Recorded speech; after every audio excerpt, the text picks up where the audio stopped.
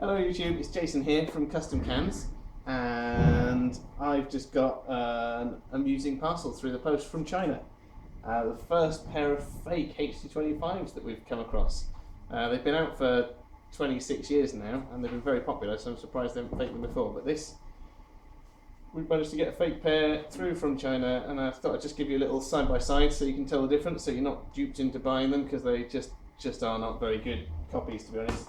The box, as you can see, the box looks very similar, with all the same kind of, like the stickers are different colour. I think they based the box on an older box. So there are real boxes like this is the Chinese one. There are real boxes like that.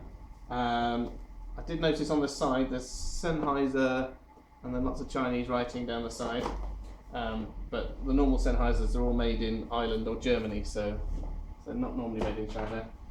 The fake ones do actually, these are the fake ones, they do actually say made in Ireland on the headband, although I'm pretty certain they're made in China. Quickest way to tell, all the latest ones after 2014 have got black screws, black T6 screws. The current fake Chinese ones have got silver screws, like the older version of the HD25. So they might have been copying, an older version. Still Mark IIs, but they have updated the Mark IIs. Even before I opened the packet, you could tell because the pads just aren't right. They're very thin. They've got a lot of creases in, a lot more than the genuine Sennheiser ones, which feel a lot sturdier. Also, the head pad is fatter on the fake ones than on the real ones.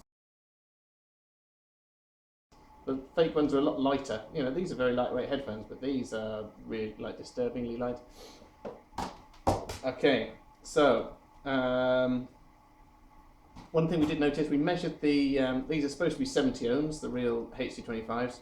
We measured them, and the fake ones are about 35 ohms, so it's an easy way to tell, it's just not right. You measure that with a multimeter. Should be close to 70, it's just under 70 usually on the normal HD25s. These ones are around 35, so easy to tell. Because you may well get an older one with silver screws, so it's difficult to tell if you're not used to the HD25s. Overall, the build quality is nowhere near as good. The headband is pretty similar to the original HD25s, but certainly the sliding mechanism is quite loose on these fake ones. And then we thought we'd open them up to check what the drivers are like compared to a real one. Let me just grab a hiccup. So this is off a pair of our modified ones, so they've got some extra weights and stuff on the back, which the real ones don't usually have. We just stuck those on because it improves the sound a little bit. Usually inside the ear cup, you get like that. It pops open by pressing on the top, and out pops the driver. You got a little felt disc inside. On the fake ones, underneath it looks pretty similar. So you've got a grill which is pretty similar, but it doesn't look quite right compared to the originals. But then just a bit of a squeeze. Oh, there we go, and you'll see that is not a genuine pair of Sennheiser HD25. So that's the original Sennheiser driver. This is the fake Chinese driver. And also, these, the HD25s are renowned for being nearly indestructible, and the casing on this is really solid, whereas this one is, it's horrible, all squidgy and nasty. And obviously it's got this fake bit on the top here, which is normally attached to the actual driver. So there's not even really any good as spare parts. If you crack a casing, it's not gonna fit. They're not interchangeable, the parts of the fake one and the real one. Yeah, and we had a listen. The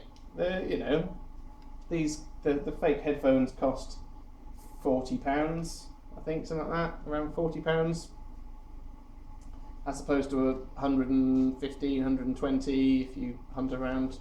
You can get the real ones for, but the sound quality is just nowhere near as good. And I can tell you, these are going to break quickly. The cable again is a little bit thinner than the original HD25s, and also there's a couple of little things like the bit where where the Y split is, it's a shiny material there, whereas on the real ones it's matte.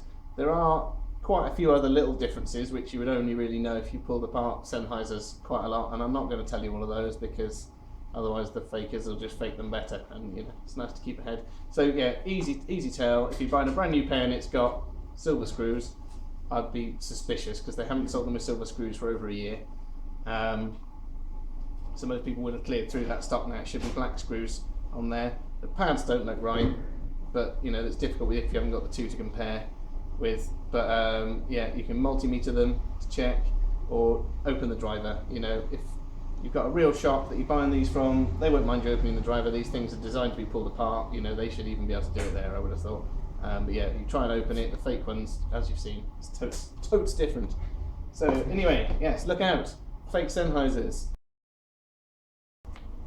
So that was our little video comparing the fake HD25s with the genuine ones. If you enjoyed that, check out our other videos. If you have any questions, stick them in the comments down below and I'll try and get back to you. We are proper headphone nerds here, so you know, we answer most questions. If you want to see some of the weird and wonderful creations we've made, check out our website. We make all kinds of weird custom headphones for high-end DJs and stuff like that. Basically, if you have slightly more money than you know what to do with, and you like headphones, there's no place better than Custom Cans. Check it out.